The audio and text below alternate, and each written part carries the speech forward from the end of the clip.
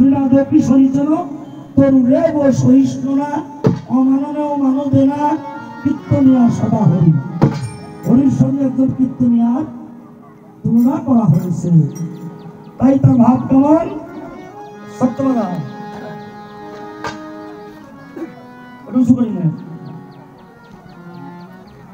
তৃণ শব্দের অর্থ ঘাস, গোপী শব্দের অর্থ পাও।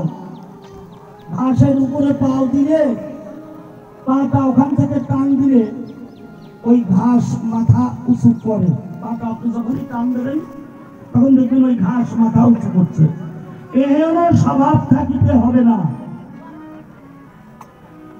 তরুণ এবং সহিষ্ণু না, তরুণ শব্দের অর্থ বৃক্ষ। যে বিজ্ঞানীরা প্রমাণ করেছেন এই বৃক্ষের প্রাণ আছে, বৃক্ষ কথা বলে। যে বিজ্ঞানীরা না, শুধু এটা আপনি কোরআনের মধ্যেও পাবেন, যে পয়গম্বর তিনি এই গাছের কথা বুঝতেন। তিনি কে? তিনি হচ্ছেন লোকমান হাকিম, লোকমান পয়গম্বর। তিনি গাছের কথা বুঝতেন। তাই এই জগতে স্যার জগদীশ চন্দ্র বসু, তিনি যে বিজ্ঞানী, তিনিও গাছের কথা বুঝতেন। তাহলে গাছ হাসে কাঁদে নাচে গায়। আমরা যখন তার একটা পাতা ছিঁড়ি, আমার যেরকম একটা আঙুল কাটলে আঘাত লাগে, ঠিক গাছেরও একটা পাতা ছিঁড়লে ওই রকমই আঘাত লাগে। গাছের একটা ডাল ভাঙলে ওই রকমই আঘাত লাগে। কিন্তু গাছ কাউকে কিছু বলে না, সে কাঁদে, কাউকে কিছু বলে না। তাই তরুণ এবং সহিষ্ণু না, এরকম হলেও হবে না। অমাননেও মানবে না। যে ব্যক্তির মান নাই তার মান দান করেন যিনি, এরকম যদি কোনো মানুষ হয় তবে তার মুখেই হরি কথা কৃষ্ণ কথা শোভা পায়।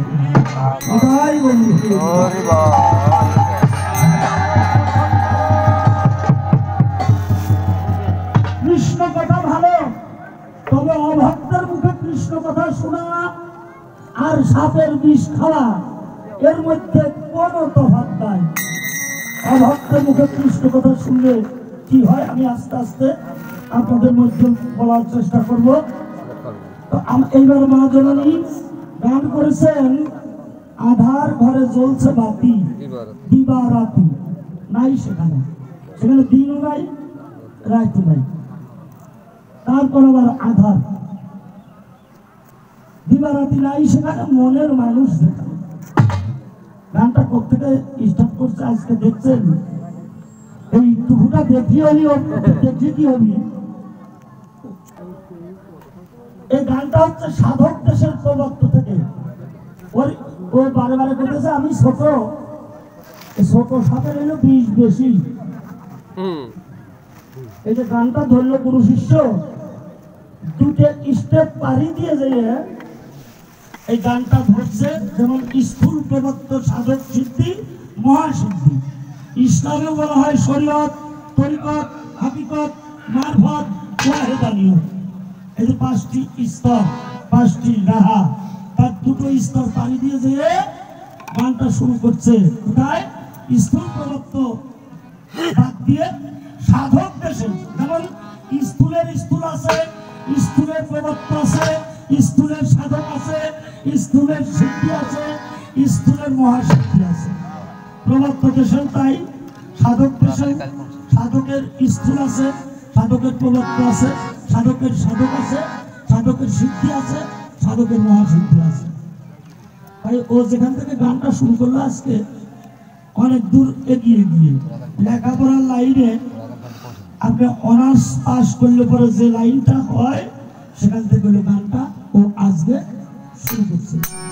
দেখেন বাংলা সাহিত্য যে গানটা গেয়েছে মধ্যযুগের গীতিকবি চণ্ডীদাস, বাংলা সাহিত্যের প্রথম কাব্য যিনি রচনা করেছিলেন চণ্ডীদাস, অর্থাৎ চর্যাপদের পরে যারা বাংলা সাহিত্য নিয়ে পড়াশোনা করেছেন তারা এটা ভালো বুঝতে পারবেন। চর্যাপদের পরেই মধ্যযুগের গীতিকবি চণ্ডীদাস তিনজন, একজন চণ্ডীদাস না, তিনজন চণ্ডীদাস। একটা হলো বরু চণ্ডীদাস, একটা দ্বিজ চণ্ডীদাস, আর একটা হলো রামী চণ্ডীদাস। এটা মহাজন পদাবলীর কথাও এবং এটা কোরআনের কথাও। কোরআনের কোন জায়গার কথা খেয়াল করছেন? এই মানুষ তত্ত্বটা প্রথমে সূরা ফাতিহা। ফাতিহা কেন? প্রার্থনা। কেন প্রার্থনা? বাকারা, তাই প্রার্থনা। বাকারা মানে কি? বাকারা মানে গাভী বা পশু। কেমন পশু তা কি জানেন? অর্থাৎ বক না গাভী। বকন কোনদিন গাভী হয়? আল্লাহ দেখেন কি নিদর্শন দিয়েছে, যার বাছুর হয় না সে কোনদিন গাভী হয়? হয় হয় হয়, বকনও গাভী হয়।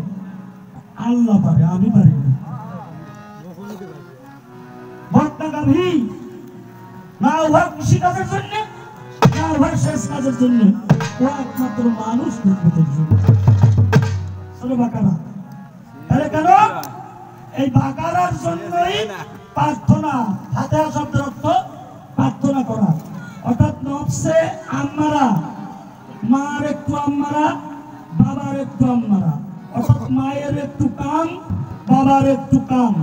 এই দুই কাম একত্রিত হয়ে আমি আপনি জগতের সকলেই এই পৃথিবীতে এসেছি। কাম এই কোরআনী শিক্ষায় শিক্ষিত হতে পারলে লাস্টে যে নাস, নাস মানে মানুষ। দেখেন গানটা শুরু করছে কোত্থেকে, আমার তো ভয় করতেছে রে, আমার প্রচন্ড ভয় করতেছে। যেখানে গানটা মা জননী শুরু করছে, এটা অকৈতব কথা। ধন্যবাদ জানাই। অবশ্যই আমার ভুল ত্রুটি হলে আপনারা সাধুগুরু বৈষ্ণব ভক্তবৃন্দ ক্ষমা করে দেবেন। আধার ঘরে চলছে বাতি, দিবারাতি নাই সেখানে। মনের মানুষ যেখানে, কি সন্ধানে যাই সেখানে। যেতে পথে কাম নদীতে পাড়ি দিতে ত্রিবিনী, কত ধনীর ভাড়া যাচ্ছে নারা, করেই নদীর তোর তুফান। রসিক যারা চতুর তারা, তারাই নদীর ধারা চিনে, কত উজান বাকে চালায় তরি, তারাই স্বরূপ সাধন জানে। বাবা, আপনার একটা কথা বলতে চাচ্ছি, যদি বেয়াদবি না আনেন তাহলে আমি বলতে পারি। বলতে ছিল আমরা অপরাধ দিন না, কিন্তু বেয়াদবি নেন না। কারণ এই যে ভক্তবৃন্দ মুরুব্বীরা বসে আছে, আপনি চেয়ারটার উপরে বসছেন, এটা ভালো দেখা যাচ্ছে না। চেয়ারটা বাইরে বাইরে করুন, নাহলে এই চেয়ারে এমনই গতি দেখি অনুদি পাশা বসাবার ইচ্ছে করে। চেয়ারের একটা দোষ আছে, দেখবেন চেয়ারম্যান হয়েছে বা মেম্বার হয়েছে, হওয়ার পরে বছর 2 যাওয়ার পরে কয় না এটা আমার করবো না, এই কাম মানুষে করে নাকি। কিন্তু 5 বছর যাওয়ার পরে ওই যে চেয়ারে হয়েছিল, ওই চেয়ারই টানি আবার ভোটে দান করা দিবি। তার চেয়ারের স্বভাব এটা। হ্যাঁ, রসিক যারা চতুর তারা, তারাই নদীর ধারা চিনে, কত উজন তরি যাচ্ছে বেয়ে, তারাই স্বরূপ সাধন জানে। লালন বলে মরলাম চলে, মরলাম আমি নিশি দিনে, কত মনি হারা ফণির মতো, হারা হলাম পিতৃধনে। এই পিতৃ সত্তা বস্তু, দেহের রাজা যেটা, তাকে ক্ষয় করে ফেলেছি। অত্যন্ত গুরুত্বপূর্ণ গান। তার প্রশ্ন মৌখিক ভাবে, এই আপনি তো প্রেমিক, আমি হলো কামুক। এই কামের জ্বালা তো আপনার মনে নাই, দেখছেন তাই ভাবের কথা কওয়ার ভাবছি। কারণ আমিও তো একদিন শিষ্য ছিলাম, আর মার পেটের থেকে বেরিয়ে তো আর গুরু হইনি। তো হয় না কি তা? হয় না। মার পেটের থেকে, মার পেটের ভিতর থেকে 18 পারা কোরআনের হাফেজ হয়ে বাড়াইলো, তারপরেও তার গুরু ধরতে হয়েছে। গুরু ছাড়া কোনো উপায় নাই জগতে। আর বড় পীরের চাইতে এই যে কিছু কিছু সমাজে কিছু মানুষ আছে, ওই গুরু ধরা লাগে না, তাহলে জ্ঞান পাপি। বড় পীর আবার কেউ কেউ আছে আবার ঠোঁট পিছটাই আর কয় গুরু খুঁজে পাইকে তার কাছে বলতে দেবো, উনিও এর কম না। আবার কিছু কিছু মানুষ আছে বাড়ির স্ত্রী তার যে গুরু ধরানোর দরকার তার কাছে নাব্বই করবি এই তোর গুরু দরকার কি আমি তো তোর গুরু উনি কি দেশে লোক নাকি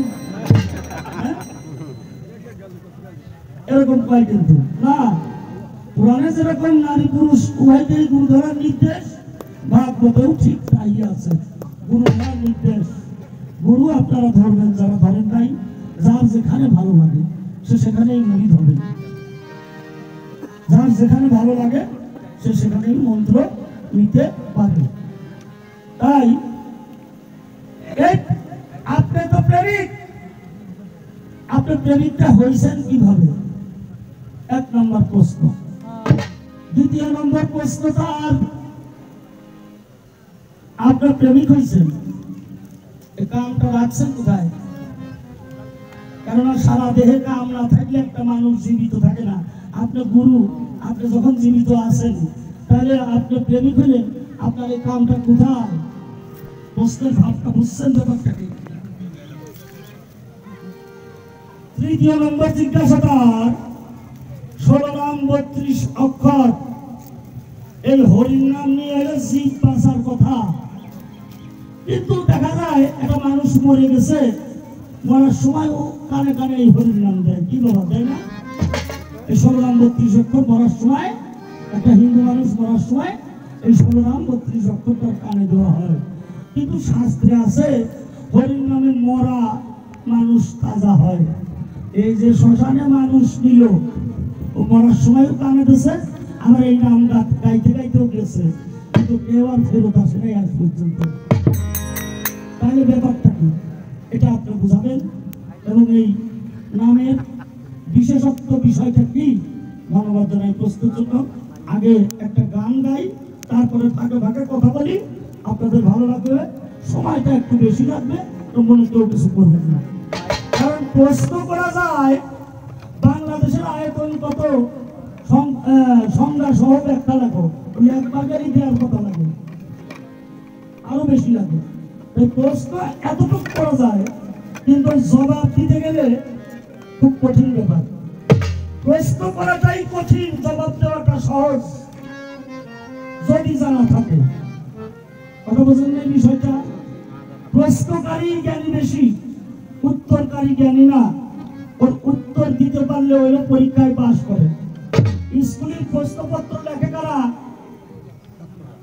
স্কুলের প্রশ্নপত্র লেখা হলো বোর্ড বোর্ড মাস্টারের উপরে মাস্টার বোর্ড বোর্ড থেকে প্রশ্ন দেয় আর ওই প্রশ্ন স্কুলের মাধ্যমে শিক্ষকদের মাধ্যমে ওটা ছাত্রদের হাতে দেওয়া হয় কি তাই দেওয়া হয় না ওর জবাব লেখে ছাত্ররা যদি সুন্দর জবাব লিখতে পারে তাহলে পরীক্ষায় পাস আর যদি না লিখতে পারে ও ফেল ডিভিশনে পাস করে বসে থাকবে হ্যাঁ তাই প্রশ্ন যদি করেন তিনিই বড় মা জননী অনেক বড় করে দেখছে আসলে তা না বড় তোমরাই কেন বড় বড় হইল এই জন্যই তুমি যে বুঝতে পারছো আর একজনকে যে সে বড় বড় জ্ঞান না থাকলে আর একজনকে সে বড় বলে না কোনো দিন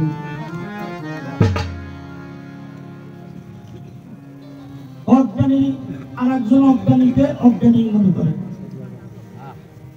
আর জ্ঞানী একজন অজ্ঞানীকেও তিনি জ্ঞানী মনে করেন এইটাই জ্ঞানী মানুষের স্বভাব বাবারা এই আশেপাশে যাদের কাছে মোবাইল আছে দয়া করে মোবাইলের সাউন্ডটা অফ রাখবেন আর দেখেন যারা মন্দিরে কেউ মন্দিরে উপাসনা করে কেউ মসজিদে ইবাদত করে আমরা শিল্পী যারা আমাদের ইবাদতের স্থানটা কিন্তু সাধনার স্থানটা কিন্তু গানের মঞ্চ আমি যখন আমরা শিল্পী যারা আপনাদের মন্দির বা মসজিদে যাওয়ার সময় বা ওর পাশ দিয়ে যাওয়ার সময় আমরা কিন্তু মোবাইল সবসময় অফ রাখি তাহলে আপনি আমার ইবাদতের জায়গাটা একটু আপনি আমার একটু সহযোগিতা করবেন না করা উচিত কিনা বলেন তাই সেই জন্য দয়া করে আশেপাশে যারা আছেন মোবাইল থাক আপনার কাছে কিন্তু ওটার সাউন্ডটা অফ করে রাখবেন বলেন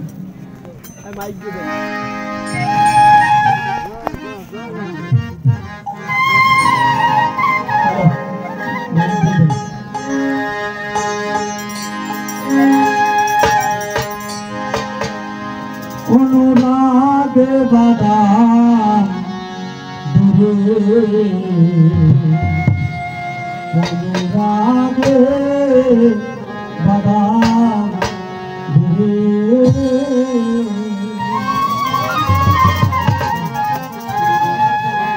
এই গানটা সুর যেটা, এটাকে দেশ রাগ বলা হয়। আর তিনটি দেশ একটা গানে, এটা মাত্র পৃথিবীতে একজন ব্যক্তি খাটাইতে পারছে, সেটা হলো রবীন্দ্রনাথ ঠাকুর। আমার সোনার বাংলা আমি তোমায় ভালোবাসি, এই গানের রাগের নামও দেশ, দেশাত্মবোধক গান, আর বাংলা দেশের জাতীয় সঙ্গীত। তিনটে দেশ একটা গানের মধ্যে। তাহলে ওই আমার সোনার বাংলা আমি তোমায় ভালোবাসি, এই গানটা একটা বাউল গান থেকে উনি সুর নিয়েছেন। গগন হরকড়া নামে একজন বাউল সাধক, তার গান আমার মনের মানুষ জেরে আমি কোথায় পাবো তারে, খুঁজি তারে দেশ বিদেশে তার উদ্দেশ্যে বেড়াই ঘুরে, আমার মনের মানুষ জেরে আমি কোথায় পাবো তারে। এই গান থেকে রবি ঠাকুরের আমার সোনার বাংলা আমি তোমায় ভালোবাসি, ওই সুরেই এই গানটা, যে গানটা আমি ধরছি এই গানটা। তার হবে ভবনদী গুণনিধি শ্রী গুরুর শরণ ধরো রে, রাগে বাদাম অনুরাগে বাদাম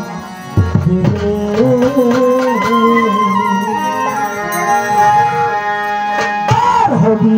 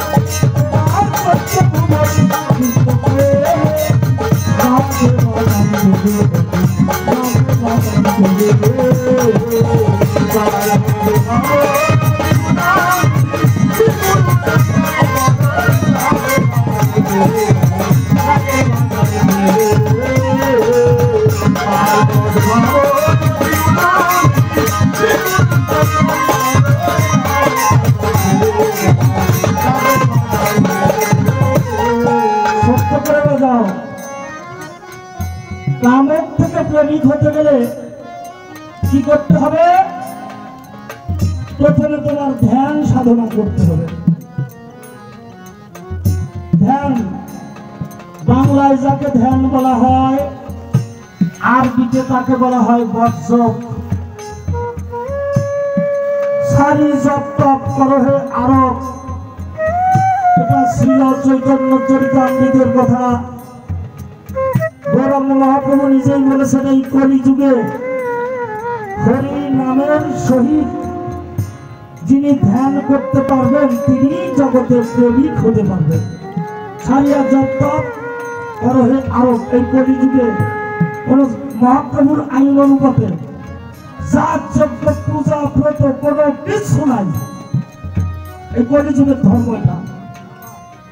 আর যারা জাত যজ্ঞ ব্রত আদি নিয়ে আছে, এটা হচ্ছে বল্লাল সেনের ধর্ম, অন্য যুগের ধর্ম। আর ইসলামে বলা হয়েছে তুমি যদি প্রেমিক হতে চাও আগে বর্জক সাধন করো। বর্জকটা কি, কেন করতে বলছে? কুরআনের সূরা আর-রহমান 27 পারায় মারাজাল বাহুরাই ইয়াবতাকিয়ান বাইনাহুমা বারযাকুল লাইকিয়ান হাবি আয়া আলাই রাব্বিকুমা তুকাজ্জিবান ইয়া খারুজু মিনহুমা লুলুল মারজান হাবি আয়া আলাই রাব্বিকুমা তুকাজ্জিবান। মারাজাল বাহুরাইন, দুইটি দরিয়া, এ পাশের পানি ও পাশে যায় না, ও পাশের পানি এ পাশে আসে না, মাঝখানে তার বাইনাহুমার পর্দা, তার ঊর্ধ্বে বর্জক বা ধ্যানের স্থান। তুমি আল্লাহর কোন নিয়ামতকে অস্বীকার করো, তার তলদেশ দ্বারা নোংরা আর মতির নহর প্রবাহিত হইতেছে, সেখানে লুলু আর মারজান নামক অমূল্য সম্পদ পাওয়া যায়। তুমি আল্লাহর কোন নিয়ামতকে অস্বীকার করো। বর্জক করতে হবে, বর্জক ছাড়া সেজদা হয় না। ধ্যান ছাড়া ভক্তি দেওয়া যায়? যায় কোনোদিন? হ্যাঁ, ধ্যান ছাড়া ভক্তি দেওয়া যায় না। আর ইসলামেও বললো বর্জক ছাড়া সেজদা হারাম। তাই বর্জক ছাড়া সেজদা দেওয়া যায় না, ধ্যান ছাড়া সেজদা দেওয়া যায় না। তাই তুমি বর্জক করবা কোথায়, ধ্যান করবা কোথায়? আমি করে তোমার হাতের পর দিয়ে দেবো আজকে জিনিস, হাতের উপরে দিয়ে দেবো। বাইরে নারী ডাইনে পিঙ্গলা নারী, দুই নারী একত্রিত হয়ে নাম হয়েছে তার সুষমনা। এই ত্রিবেণী সম্বন্ধে আমার মতন এই চৈত্য পীর বোঝো? চৈত্য পীর আর মৈত্রী শিষ্য। চৈত্য পীর বোঝেন যে দেখবেন আমাদের হিন্দুদের ভিতরে যে সামনে আসতে চৈত মাস, এই 11 মাস গুরুর কোনো খোঁজ খবর নেয় না। এরা চৈত মাস বলি পায় যে নিরামিষ খাস করি। আসলে নিরামিষ বলে যে আহার, সে আহার সম্বন্ধে সাধারণ জীব জানে না। নিরামিষ বলে একটা খাদ্য আছে, তাই বলে এই শাক, আলু, ঝিঙে, উস্তে, ডাল এগুলো কিন্তু নিরামিষ খাবার না। খাদ্য সম্বন্ধে জ্ঞান নাই, উনি যায় ধর্ম করবার।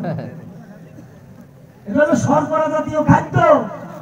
এর মধ্যে কি কতটুক আমিষ আছে, কতটুক চর্বি আছে, কতটুক স্নেহ আছে, এটা সম্বন্ধে ধারণা নাই। ওর নাম হয়েছিল নিরামিষ। না, নিরামিষ এটা না। নিরামিষ কাকে বলা হয়? নিরামিষ দিয়ে প্রসাদ তৈরি করতে হয়, যেটা ইসলামের কোরআনে সূরা মায়েদার মধ্যে আছে। নিরামিষ শব্দের কথা, অর্থাৎ হাড্ডিবিহীন একখানা মাংস আর 1 গ্লাস শরবত। যারা বেহেশতে যাবে আল্লাহু পাক আই বরকত করবে না, চুপ করে বসে সব। যদিও একটু গরম বেশি পড়ছে বুঝতেছি, এই জন্য আমি আস্তে দিই কথাবার্তা বলতেছি, মানে বাউল গান গাওয়াতে যেমন করার দরকার আমার করতেছি, বুঝছেন না? হ্যাঁ, একটু আস্তে দিই বলতেছি, গরমের চোটে সেটা বেশি করে ভাবতে লাগে সিটেই করি থাক কোনে যেটা কোনটা গান কোনে চলে যাবেন তার ঠিক নাই। হ্যাঁ আস্তে আস্তে করে কথা বলি, আস্তে আস্তে করে ঠান্ডা পড়ুক, তারপরে সে আপনার ইচ্ছে মতো বেহেশতে যারা প্রবেশ করবে আল্লাহ পাক নিজে হাতে করে তাদের এই এক গিলাস শরবত আর ওই হাড্ডিবিহীন একটা মাংস নিয়ে যেয়ে দেবে। বেহেশতবাসীরা বলবে, হে আমাদের রব, ও আমরা পূর্বে ভক্ষণ করিয়াছি, আর আমরা মনে করিয়াছিলাম বেহেশতে আসিয়া উহার চাইতে উন্নত মানের খানা পাবো। আল্লাহ বলবেন, হে আমার বান্দা, তোমরা পূর্বে ইহা ভক্ষণ করিয়াছিলে বিধায় তোমাদের নসিবে বেহেশত হইয়াছে অতিরিক্ত পাওনা আমি আল্লাহ নিজে হাতে করে আবার পরিবেশন করলাম। এই হলো নিরামিষ। এবার সনাতন শাস্ত্রে আসেন, আর সনাতন শাস্ত্রে আসেন প্রসাদ। ওই যে বাতাসা দিয়ে দিয়েছেন ওইটি প্রসাদ না, তপসাই কলা নৈবেদ্য ওইটি প্রসাদ। প্রসাদ এত সহজ জিনিস না। যারা এক বিন্দু পাওয়ার সঙ্গে সঙ্গে আপনার সারা জনমের পাপ মুক্ত হয়ে যাবে, এক বিন্দু পাইলে। তো প্রসাদ কাকে বলা হয়? এই যে প্রসাদ নিরামিষ ছাড়া প্রসাদ হয় না। সেই নিরামিষটা কি লক্ষ্য করেন, ওটা কোরআন দিয়ে বুঝলাম। এইবার আসেন ভাগবত। শ্রী গুরু চরণের রতি সেই সে উত্তম গতি, যে প্রসাদে পড়ে জীবের সর্ব আশা। ব্রহ্মাণ্ড ভেদে কোন ভাগ্যবান জীব গুরু কৃষ্ণ প্রসাদে পায় ভক্তিলতা বীজ। মালি হয়ে সেই বীজ করয় রোপণ, শ্রবণ কীর্তনে করয় সিঞ্চন। এই হলো নিরামিষ। তাছাড়া এই আলু পটল ঝিঙে উস্তা নিরামিষ, আর ওইতে প্রসাদ প্রসাদ হয় না, প্রসাদ হয় না এখন। তারপরেও ওইটা মনে করেন আর কি, এটা তার দেবতার সামনে কিছু দেওয়ার দরকার, মনে করেন আর কি। মনে করেন মা, ওই আমি আপনার নিয়ে বললাম মনে করেন ওই গোলামের গোলাম কোষ কিছু মনে করেন মা, ধরেন মা, ধরেন মা, ওই এইটা ভালো জিনিস না।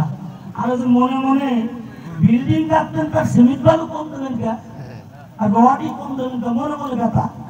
আমি 10 তলা বিল্ডিং দেব, যদি 10 মন রড লাগে উনি 100 মন দিয়ে দিলাম, অসুবিধা দিন মনে মনে উঠব।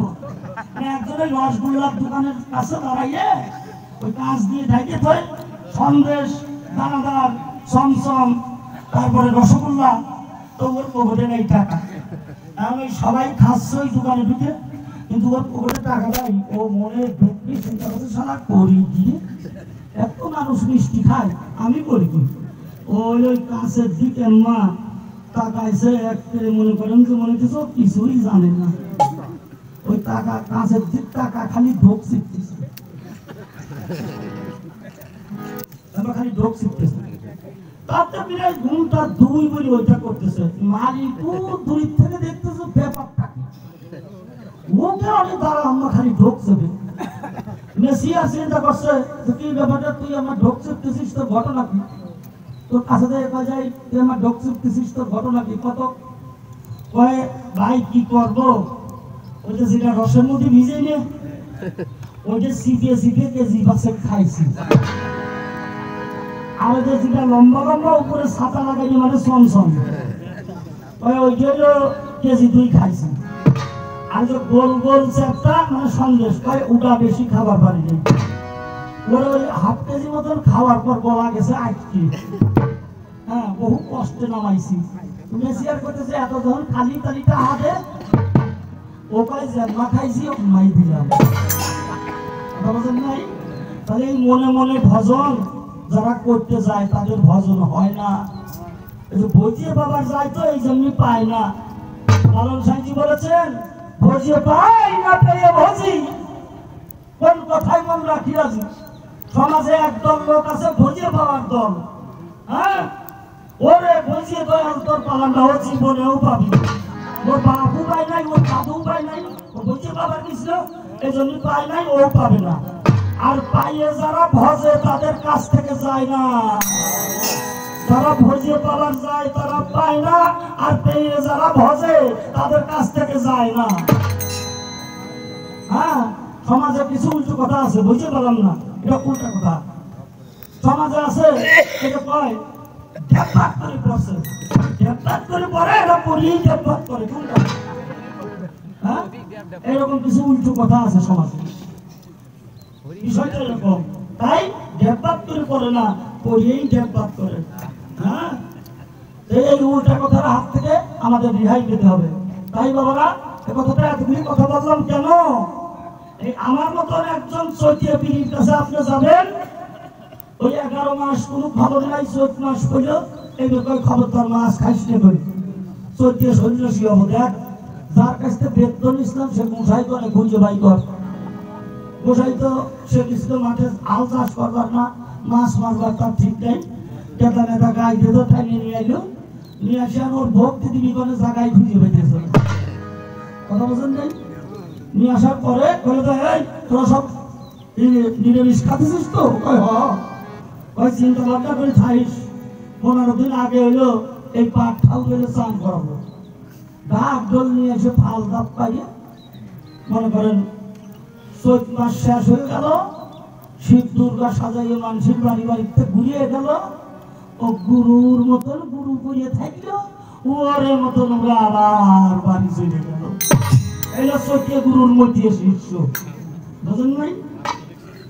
চৈত্য গুরুর মধ্যে শিষ্য। এদের কাছে জিজ্ঞাসা করবেন, তাস করে বলবে, এই বলেন তো 9 দরজা কোনটা? মানে মুখস্থ করে হয়েছে যে 2 চোখ, 2 কান, নাকের 2 সিদ্ধি, মুখ, অর্থাৎ প্রস্রাবের দ্বারা পায়খানা তার, এই দিয়ে নয়। ওর কাছে জিজ্ঞেস করেন, এই বেটা তুই এইটাতে যে 9 দরজা বানালি, এর প্রতিটি পশমের গুড়ায় গুড়ায় এটা করে সিদ্ধি আছে, তাহলে তোর দরজা হয় কত দিয়ে?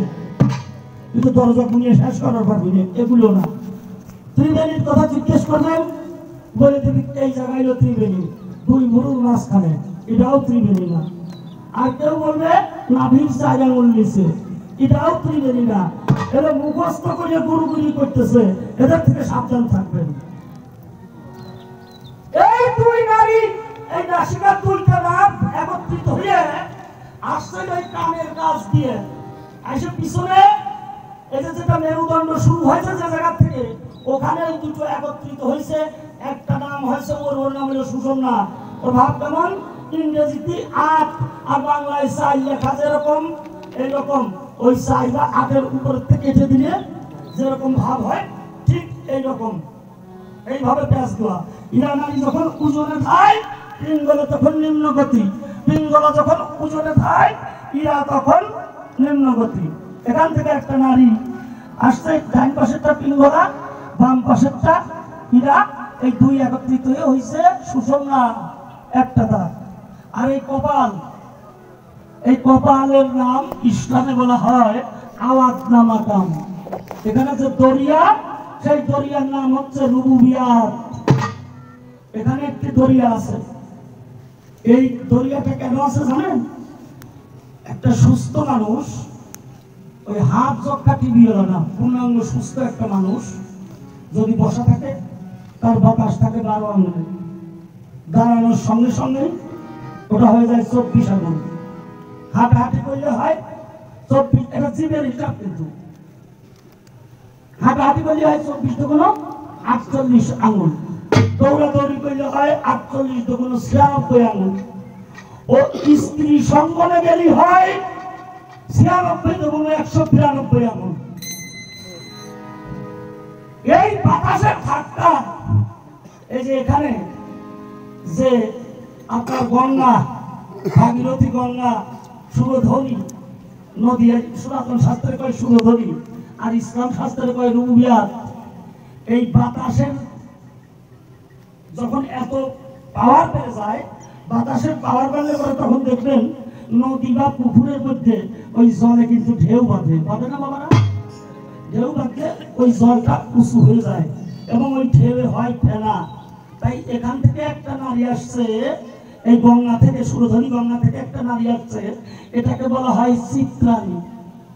আর যেটা মস্তকের ঝিল্লি, যে ছোটবেলায় সাধারণ ভাষায় বলা হয়তো হলো ব্রহ্মতালু, টুক টুক টুক টুক করছে ওই জায়গায় যেরকম এরকম করছে ব্রহ্মতালু, ওটাকে ইসলামের ভাষায় বলা হয় মাকামে উরাউল উরা, সনাতনের ভাষায় ওটাকে বলা হয় সহস্রদল পদ্ম, আর বাংলায় বলা হয় ওটাকে মস্তকের ঝিল্লি, যেখানে আভায়াত দরিয়া, যেখানে যমুনার বাস, সনাতন শাস্ত্রে যমুনা নদীর বাস যেখানে, হ্যাঁ, এখান থেকে একটা নারী আসছে, সেই নারীটার নাম হচ্ছে বজ্রাক্ষ।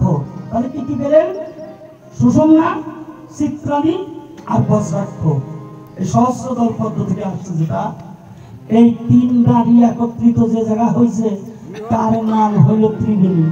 কোন জায়গা তা আমি তোমার গানের স্টেজে বলে দেবো না, যার যার গুরু আছে তার কাছে যাই নিলে ওগা সব কিছুই যদি বাইরে ছুড়ে বলে দেওয়া যায় তাহলে পিড়ির অভাব থাকবে এই দেশে। এমনি পীর যারা তারা কিন্তু মনে মনে একটু চালাক হয়, পীর যারা।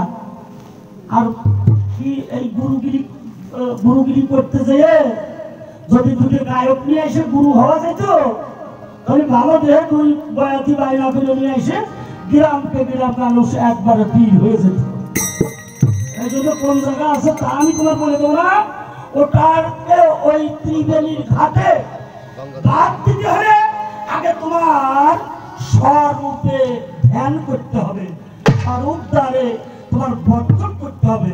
স্বরূপ আরবজার চন্ডিদাস বলেছেন কথা, স্বরূপে আরবজার রসিক নাগর তার প্রাপ্তি হবে মদন মোহন।